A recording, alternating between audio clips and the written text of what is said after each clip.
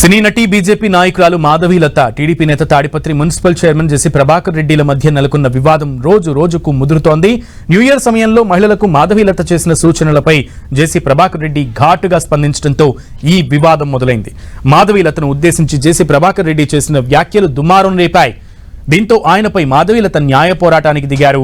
ఇందులో భాగంగా మాధవీలత సైబరాబాద్ కమిషనరేట్లో జెసి ప్రభాకర్ రెడ్డిపై ఫిర్యాదు చేశారు. తనను అసభ్య పదజాలంతో దూషించి తన పరువుకు భంగం కలిగించిన జెసి ప్రభాకర్ రెడ్డిపై చర్యలు తీసుకోవాలని మాధవీలత తన ఫిర్యాదులో కోరారు. సైబరాబాద్ పోలీసులకు మాధవీలత 2 ఫిర్యాదులు చేశారు. అవమానం, వేధింపులతో పాటు ప్రాణభయం ఉందంటూ ఆమె తన ఫిర్యాదులో పేర్కొన్నారు. ఘటన న్యూ ఇయర్ సందర్భంగా జరిగిన సంక్రాంతి వేడుకల కారణంగా ఆలస్యంగా కంప్లైంట్ చేస్తున్నానని మాధవీలత వెల్లడించారు. అంతేకాదు అసభ్యంగా మాట్లాడి ఇష్టారీతను నిందించి క్షమాపణ చెప్పానంటే సరిపోతుందా అని మాధవీలత ప్రశ్నించారు. జేసీపై ఫిర్యాదు చేసిన తర్వాత జేసీ చాలా డేంజర్ అని చాలా మంది చెప్పారని, డేంజర్ అని తాను భయపడితే అమ్మాయిల పరిస్థితి ఏంటని ఆమె ప్రశ్నించారు. తనపై జెసి ప్రభాకర్ రెడ్డి చేసిన వ్యాఖ్యలపై నెల 18న మాధవీలత మా అసోసియేషన్ ఫిలిం ఛాంబర్లో ఫిర్యాదు చేశారు. జెసి ప్రభాకర్ రెడ్డి తనపై అసభ్యకర వ్యాఖ్యలు చేశారని నటి మాధవీలత తన ఫిర్యాదులో పేర్కొన్నారు. జెసి వ్యాఖ్యలను ఇండస్ట్రీ ఖండించలేదు కాబట్టే మూవీ ఆర్టిస్ట్ అసోసియేషన్ కు ఫిర్యాదు చేశానని చెప్పారు. మరోవైపు ఈ వివాదంపై హెచ్ఆర్సీకి సైతం మాధవీలత ఫిర్యాదు చేశారు. జెసి ప్రభాకర్ రెడ్డి గారు నా మీద చేసిన వ్యాఖ్యలకు నేను హర్ట్ అవ్వడమే కాదు అండ్ మోర్ ఆఫ్ క్షమాపణ చెప్పేశాను కదా అయిపోయింది అంటే, సో ఒక సీనియర్ పాలిటీషియన్ ఏం ఎగ్జాంపుల్ ఇవ్వాలి అనుకుంటున్నారు.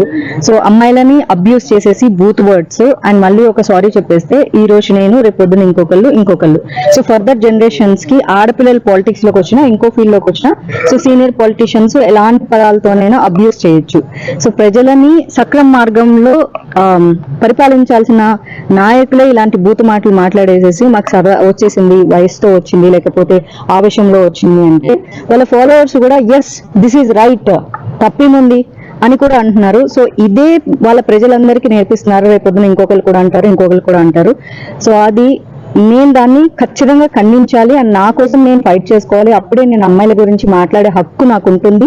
అండ్ నా మీద జరిగిన అబ్యూస్ కి నేను నోరు మూసుకొని అయ్యో వాళ్ళు పెద్దోళ్ళు, వాళ్ళ గురించి మీడియా మిత్రులు అందరూ నాకు చాలా మంది ఫోన్ చేసి they are like very dangerous people, జాగ్రత్తగా ఉండు, వాళ్ళకి చాలా క్రిమినల్ బ్యాక్గ్రౌండ్ ఉంది, వాళ్ళ మీద చాలా క్రిమినల్ కేసులు కూడా ఉన్నాయి, సో నేను ఏమైనా అటాక్ చేయొచ్చు, ఇలాంటివన్నీ చెప్పినా కూడా జాగ్రత్తలు చెప్పారు.